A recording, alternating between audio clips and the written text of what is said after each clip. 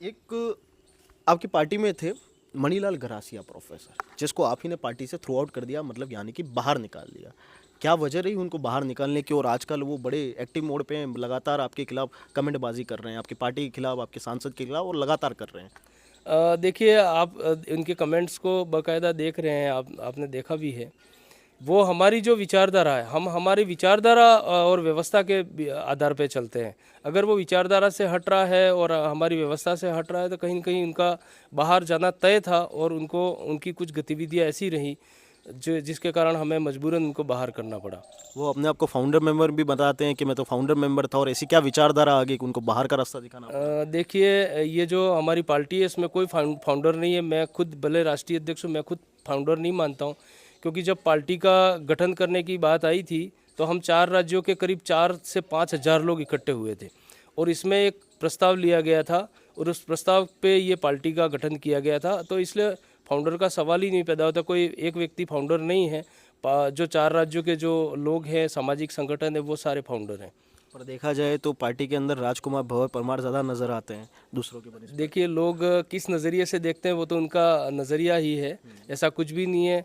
एक ज़मीन से जुड़ा हुआ नीचे इकाई तक का कार्यकर्ता है, वो भी उस पार्टी में इतना ही महत्व रखता है जितना कि वो लोग महत्व रखते हैं। और आप लोग भंवर परमार की जो बात कर रहे हैं, उनका पार्टी के किसी निर्णय या पार्टी में कोई योगदान नहीं है, पार्टी में इनका कोई रोल नहीं है। जो करते हैं हम लोग करते हैं। ये सामाजिक संगठन उनका सामाजिक का कामकाज है, हम लोग पार्टी का देखते हैं।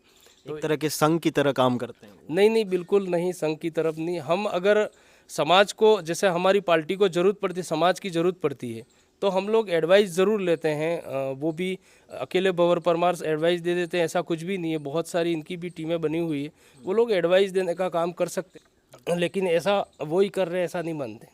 आपने मणिलाल गरासिया के बारे में थोड़ा संक्षिप्त में बताया कि विचार बदल गए, लेकिन अचानक विचार बदले कैसे? क्योंकि ऐसे ही तो कुछ हुआ नहीं हो, कुछ अनबन तो हुई होगी। क्या विचार थे उनके? देखिए हम जैसे आप अभी कह रहे हैं कि हम संविधान की जो आर्टिकल 244(1) की जो मूल भावना है उसके आधार पर हम लोग हमारा जन जागरण चला रहे हैं इस एरिया में, वो उस चीज़ को नकार रहे हैं कि कहीं न कहीं जैसे 100% रिजर्वेशन जैसी बातें हैं जो उसको नकार रहे हैं।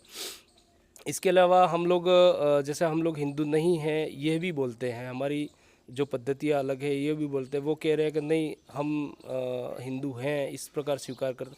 कुछ चीज़ें अनबन हुई है हमारी, तो इस वजह से इनको बाहर का रास्ता दिखा। अनबन के बाद एक नई पार्टी तक वो पहुंच चुके हैं, नई पार्टी का गठन करेंगे, इसको लेकर क्या कहेंगे कि आदिवासियों में अब 2 पार्टियां होगी? देखिए आदिवासियों में 2 पार्टियां नहीं, सैकड़ों पार्टियां बनेंगी। ये स्वतंत्रता है, सबको पार्टी भी बनाए, चुनाव भी लड़े, सबको स्वतंत्रता है, इसलिए इसके विषय में हम कोई कमेंट नहीं करें।